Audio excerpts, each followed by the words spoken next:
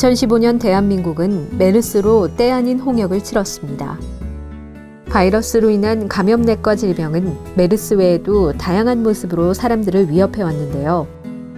공기 중으로 감염되어 더욱 위험한 감염내과 질병, 생활 건강인 강남에서 알아보겠습니다.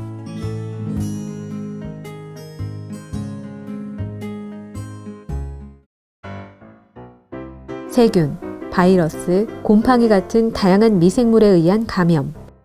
이러한 감염 질환의 진단과 치료, 예방을 담당하고 있는 병원이 바로 감염내과입니다. 감염내과는 우리 몸에 질병을 일으키는 미생물, 그 종류는 크게 세 가지로 나눌 수 있습니다.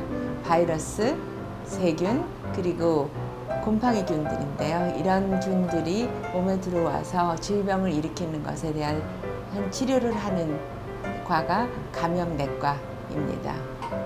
이번에 큰 피해를 줬던 메르스는 흔히 감기를 일으키는 바이러스인 코로나 바이러스가 그 변형을 일으켜서 일반적인 감기보다 훨씬 더 심한 독감을 일으키는 질병이었고요.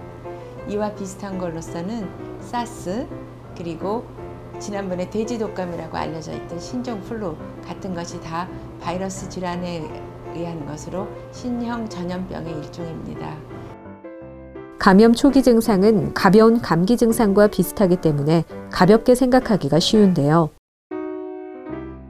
감염내과로 분류되는 질병은 대부분 균이 내 몸으로, 미생물이 내 몸으로 들어와서 일으키는 질환이기 때문에 가장 흔한 증상은 고열입니다.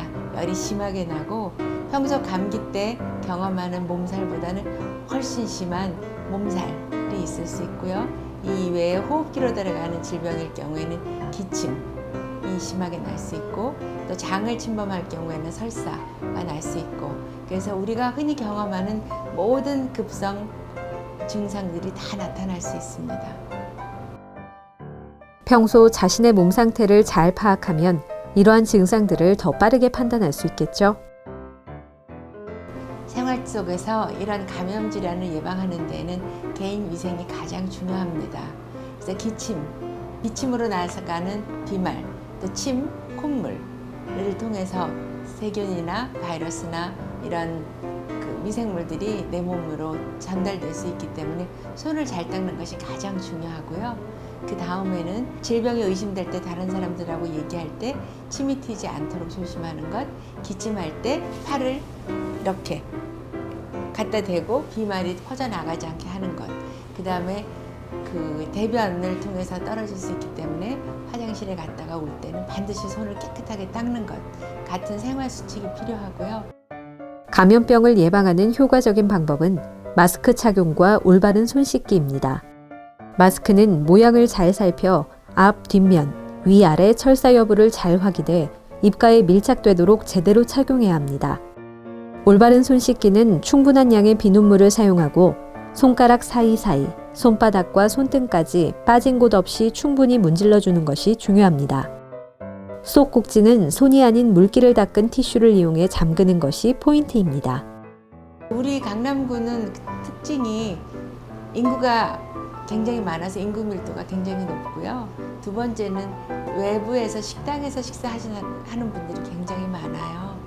그래서 다른 사람들에게 내가 균을 전파하지 않도록 하려면 어떻게 하는가를 첫 번째로 생각하는 게 필요할 것 같아요. 사람들이 많이 모이는 곳인 극장이나 공연장 같은 곳에서도 그 철저한 위생 상태가 중요할 것 같습니다.